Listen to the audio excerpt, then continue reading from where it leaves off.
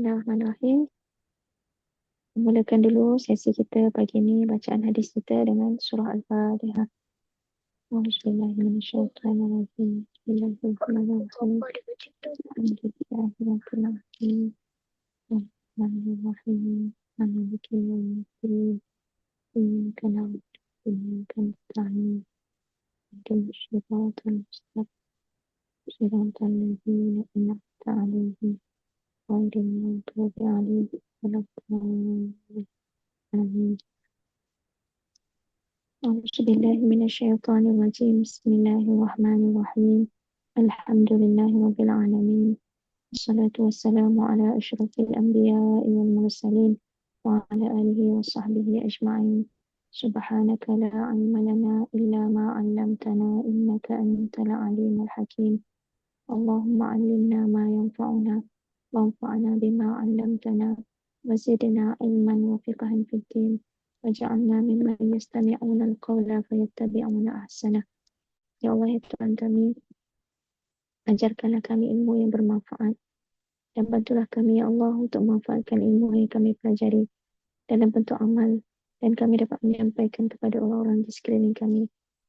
Dan tambahkanlah bagi kami ya Allah ilmu dan kefahaman dalam agama kami dan jadikan kami di kalangan orang-orang yang mendengar ilmu dan mengambil yang terbaik dari apa yang kami pelajari. Allahumma inna nas'aluka min khairi ma sa'alaka 'abduka wa nabiyyuk wa na'udzubika min syarri ma 'adza minhu 'abduka wa nabiyyuk. Ya Allah, ya Tuhan kami mohon segala kebaikan yang pernah diminta oleh Nabi Muhammad sallallahu alaihi wasallam dan kami mohon dijauhkan daripada segala keburukan yang pernah diminta untuk dijauhkan darinya oleh Nabi kami Muhammad sallallahu alaihi wasallam. Allahumma la taj'alid dunya akbar hammina wa la mablagha ilmina. Ya Allah, janganlah Engkau jadikan dunia itu sebagai tempat tujuan, tempat kami berhabis masa, tenaga dan segala keringat kami untuk-Mu ya Allah.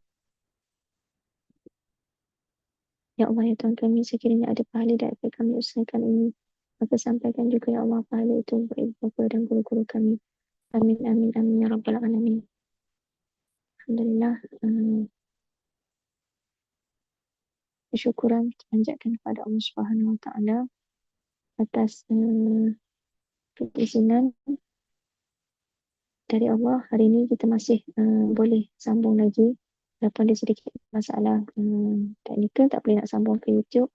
Alhamdulillah ada sahabat Yasmin yang tolong bantu untuk rekod hari ini. Barakallahu fiki, semoga Allah balas dengan sebanyak-banyaknya kebaikan. Hari ini kita masuk hadis ke-11. Kalau ada sahabat-sahabat yang nak bacakan hadisnya, silakan.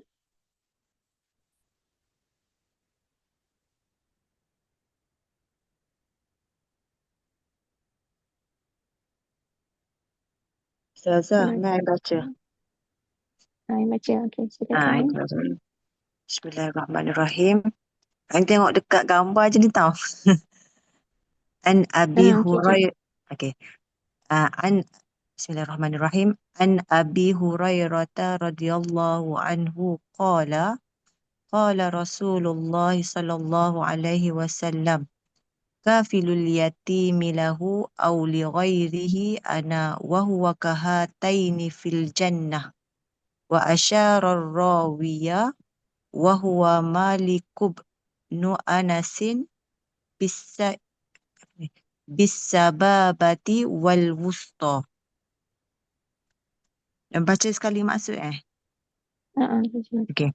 Daripada Abu Hurairah radhiyallahu anhu berkata, telah bersabda Rasulullah sallallahu alaihi wasallam, orang yang memelihara anak yatim, sama ada anak yatimnya sendiri atau anak yatim orang lain, aku dan dia seperti dua jari ini di dalam syurga.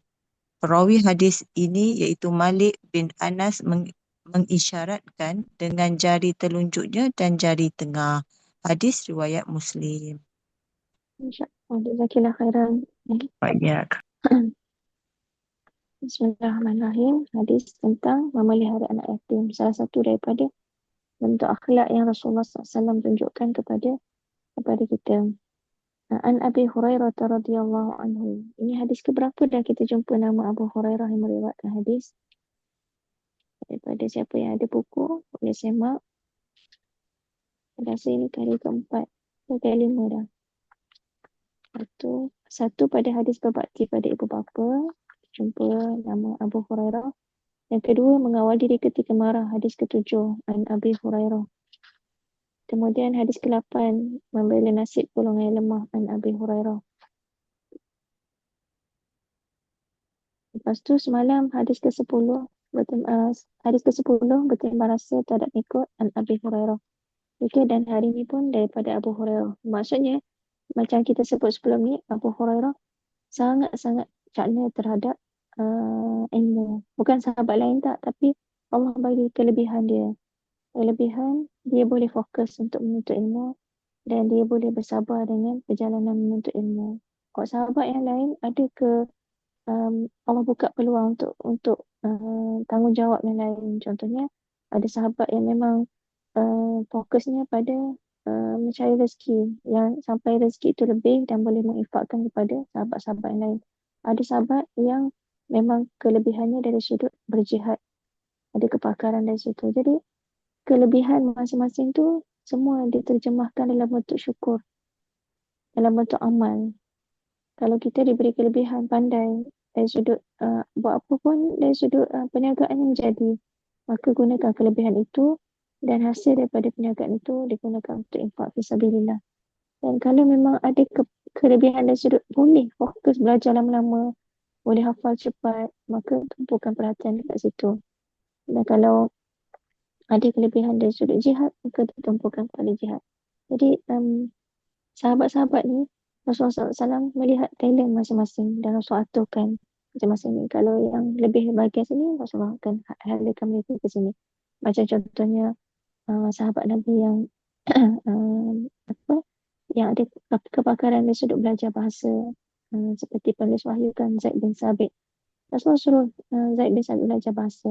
Jadi mahir bahasa orang-orang Yahudi, mahir bahasa Suryani. Jadi kepakaran itu yang kita nak, macam kita kan dengan anak-anak pun kita tengok perkara yang sama. Jangan kita samakan sebab lain-lain. Allah bagi lain-lain kemampuan tu. Jadi Abu Hurairah meriwayatkan banyak hadis. Antaranya adalah hadis yang kita nak belajar, itu memelihara anak yatim. Berkata Abu Hurairah, qala Rasulullah sallallahu alaihi wasallam. Sabda Rasulullah sallallahu alaihi wasallam bersabda, kafilul yatimi lahu aw li ghairihi ana wa huwa kahataini fil jannah. Orang yang memelihara anak yatim, kafil, yang mencukupkan keperluan dia, sama ada dari sudut kewangannya ataupun pendidikan. Kita macam kita tak ada duit, tapi kita ajar anak yatim tu.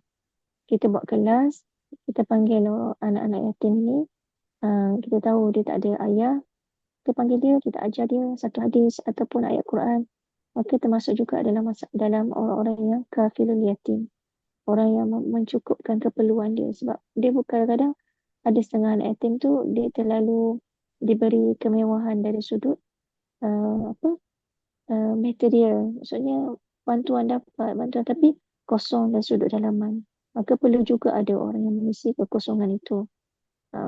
Bagi mereka kasih sayang, bagi mereka ilmu, bagi mereka panduan kehidupan. Itu juga termasuk dalam kafalatul yatim. Orang yang memelihara anak yatim lahu. Anak yatim tu, dia lahu ni maksudnya untuknya.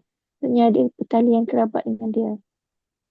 Macam anak saudara ke, ataupun orang yang ada pertalian yang rapat dengan dia, yang kita jaga. Ataupun liwairihi, anak yatim tu tak ada pertalian dengan kita pun, dia orang yang asing, tapi kita tahu dia anak yatim dan kita ambil tanggungjawab untuk kafalah, untuk sama ada bagi bantuan kewangan ataupun mengajar anak tu, ataupun lorongkan anak tu ke mana yang dia perlu pergi. Contohnya hantar dia ke madrasah ke, biaya pengajian dia ke sampai dia besar, sampai dia habis.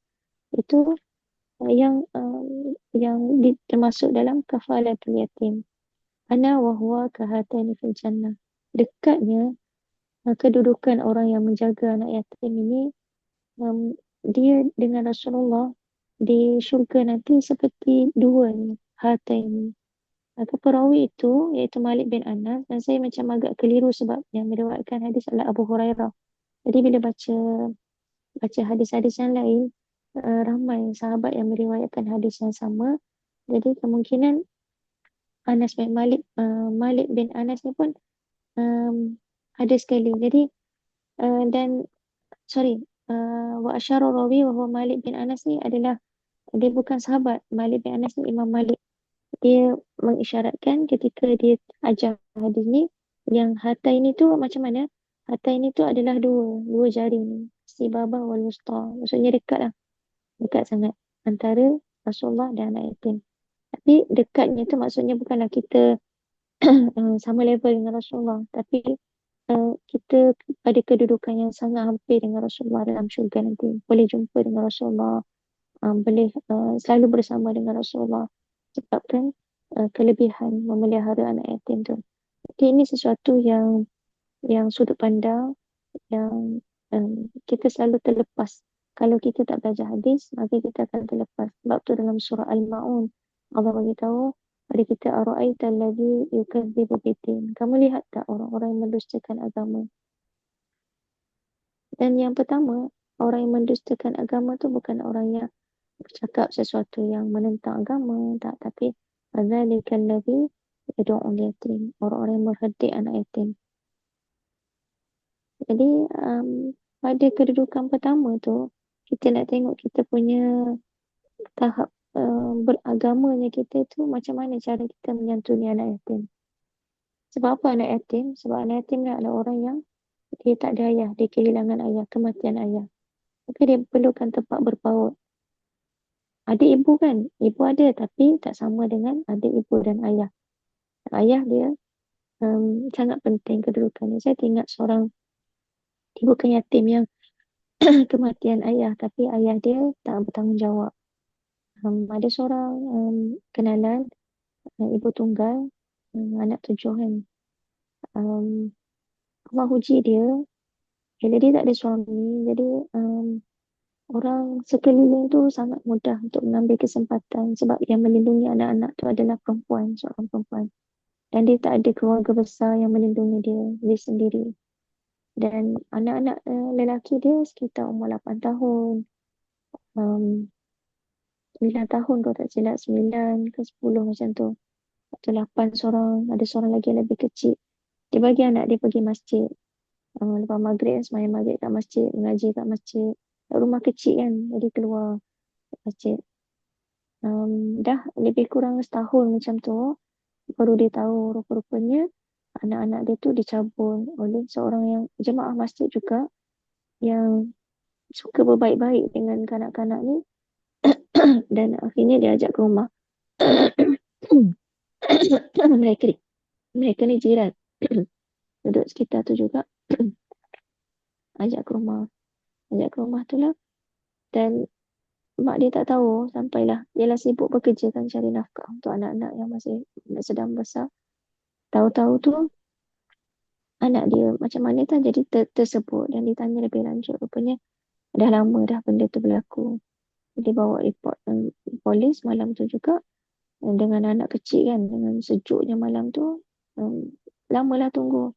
Tapi anak dia dah ngantuk semua kan.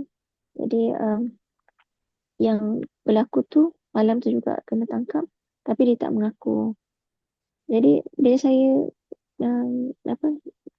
dengar kisah ni kan, jadi kita faham betapa pentingnya watak seorang ayah dalam keluarga tu.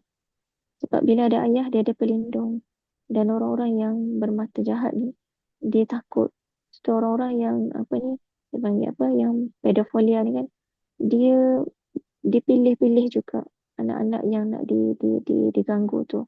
Kalau anak tu dia ada keluarga yang sempurna, ayah yang qawwam, maka dia tak berani nak mengganggu. Jadi anak-anak yatim ni dia kehilangan, tanpa bukan pilihan mereka.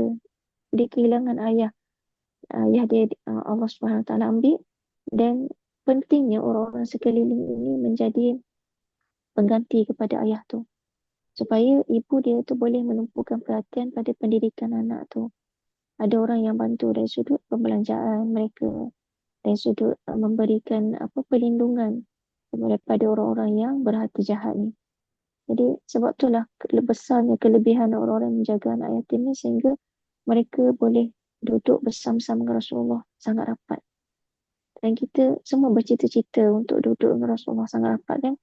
Rupa-rupanya Rasulullah bagi satu jalan untuk kita dapat dengan Rasulullah di akhirat nanti, iaitu carilah anak-anak yatim sekeliling kita yang terbiar dan bantulah mereka dari sudut mana yang kita mampu.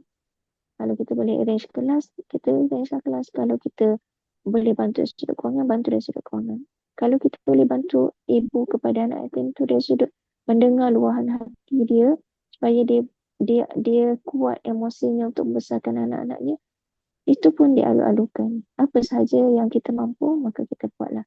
Supaya kita, mudah-mudahan kita termasuk di kalangan orang-orang yang kafirul yatim. Dan kita dapat bersama dengan Rasulullah SAW di akhirat nanti, insyaAllah. Satu lagi ayat Quran sebelum berakhir yang boleh dikaitkan juga dengan hadis ni adalah dalam surah Al-Duha. Wa amal yatima fala taqhar. Kenapa Rasulullah sangat merasai kesusahan seorang anak yatim itu? Kerana Rasulullah pernah berada di tempat sebagai seorang anak yatim, kehilangan ayah ketika Rasulullah masih dalam kandungan ibunya, dan Rasulullah kehilangan ibunya ketika usianya baru masuk 6 tahun. Dan kehilangan demi kehilangan tu Rasulullah rasai, dan Allah mengajar orang yang pernah merasai kesusahan, maka dia perlu lebih ihsan kepada orang yang senasib dengannya. Wa amal yatima fala taqhar. Adapun kepada anak yatim, maka janganlah kamu mengherdik. Dan itu salah satu cara yang Allah bagi. Kalau kita belajar surah Duha yang lepas kan, salah satu caranya untuk kita melepaskan kesempitan yang ada dalam hidup kita dengan cara kita berbuat baik kepada orang yang sedang dalam kesusahan. Yang penting sangatlah, kalau orang yang ada masalah, rasa macam sempit hidup dia, carilah anak yatim, usaplah kepalanya dan tanyalah khabarnya. InsyaAllah Allah akan bagi kita kelapangan dalam hidup kita, rasa ringan, diangkat segala masalah dan beban kita, insyaAllah. Itu sahaja untuk hari ini. Terima kasih banyak-banyak sahabat-sahabat yang hadir. Terima kasih Kak Min juga yang bantu hari ini. Mudah-mudahan Allah bagi pahala yang berpanjangan buat semuanya. Kita tangguhkan sesi pagi ini dengan tasbih kafarah dan suratul Asr. Subhanakallahumma wa bihamdika asyhadu an la ilaha illa anta astaghfiruka wa atubu ilaik. Bismillahirrahmanirrahim. Wa la us'inna al-insana lafi khusr illa alladhina amanu wa 'amilus solihati wa tawasaw bil haqqi wa tawasaw bis sabr.